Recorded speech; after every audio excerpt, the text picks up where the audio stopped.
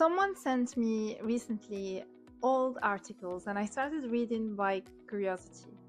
Three Moroccan corporate stories.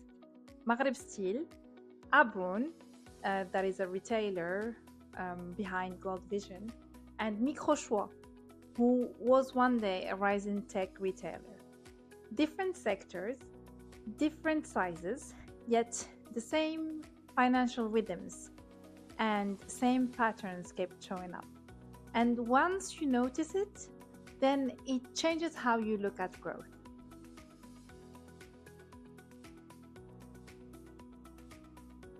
Maghreb Steel went big on industrial ambition. Billions of dirham invested in steel capacity, one of the largest industrial bets in Morocco.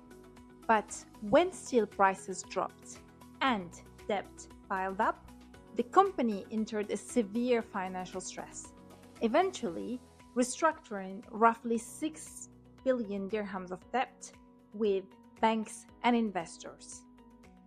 Groups like Abroun expanded stores really quickly, and that expansion is driving consumer growth. However, when that expansion is funded largely by debt by banks, well, do not forget that retail margins are very thin, which means when sales slow, it can turn into a disaster.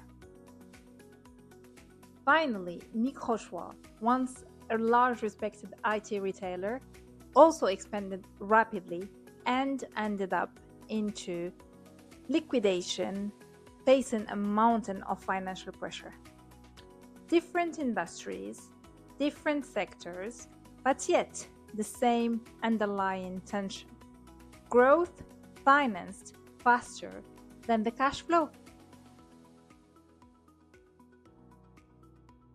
At Maghreb Steel, banks didn't just finance the business, they became central into its survival. They participated into the recapitalization, but also the governance changes. This isn't unusual in bank-dominated economies.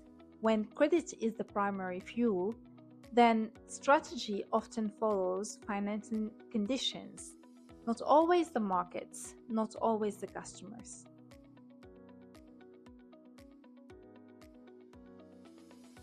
This pattern isn't uniquely Moroccan.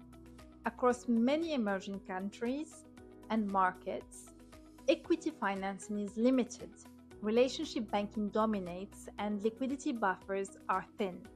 Expansion cycles often track credit cycles. So when financing tightens, growth narratives can quickly shift into restructuring narratives. Not because the ambition was wrong, but because the capital structure was fragile.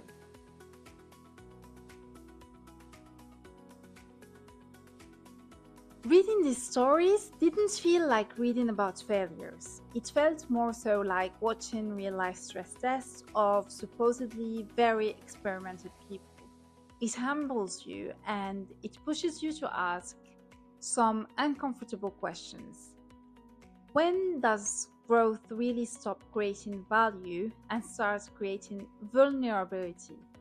And also, do board members really challenge strategy expansion plans, or they just celebrate the exponential sales growth numbers? And finally, if the lenders really hold the keys, how independent is strategy really? My name is Maha, and this is MB CFO Corner. Thank you for watching.